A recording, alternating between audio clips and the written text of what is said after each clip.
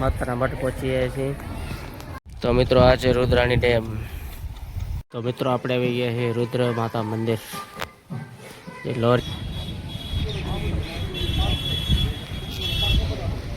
તો કેમ છો મારા ખાલે જાઓ, આપણે જવાનું છે માતાના મઠ કારો ઘોડો લઈને। અત્યારે આપણે પહોંચ્યા છીએ પોરેશ્વર મહાદેવની જય બોલી દેજો એકવાર। ઓમ નમઃ શિવાય। કોમેન્ટમાં લખજો ઓમ નમઃ શિવાય।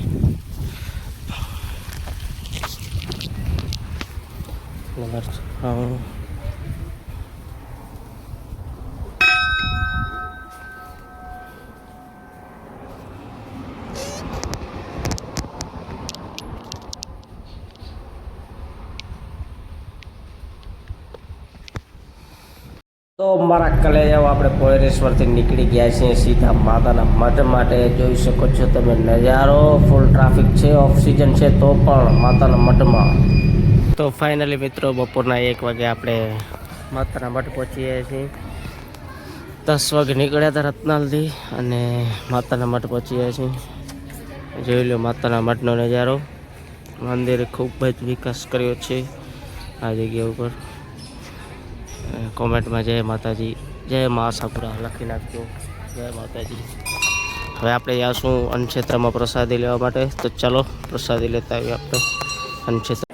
મિત્રો આ છે આશાપુરા મંદિર પ્રસાદી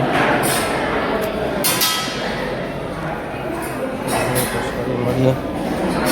તો મિત્રો માતાના મઠથી આપણે પ્રસાદી લઈને સીધા નીકળી ગયા હતા અને વચ્ચે જોઈ લો આ નિરોણાવાળો અને લોરિયાવાળો રસ્તો ખૂબ જ મસ્ત રસ્તો હતો। એકદમ શાંતિભર્યો રસ્તો, કોઈ પણ જાતનો ટ્રાફિક તમને જોવા ન મળે અને એકદમ શુદ્ધ। તો મિત્રો આપણે આવી ગયા છીએ રુદ્ર માતા મંદિર જે લોરિયાની બાજુમાં આવેલું છે। કુનરિયા પણ લાગે આને।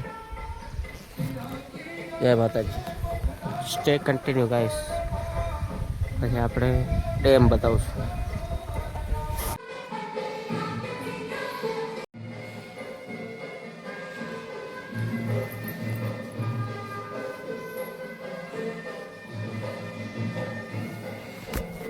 તો મિત્રો આ છે રુદ્રાણી ડેમ। જોઈ શકો છો તમે નજારો, કાંઈ ઘટે નહીં એવો નજારો છે। 1 નંબર હવા આવે છે ઠંડી ઠંડી। અત્યારે ડેમ આટલો છે જો, લગભગ વરસાદમાં ભરાઈ જાય એવું લાગે છે। ચાલો સ્ટે કન્ટિન્યુ।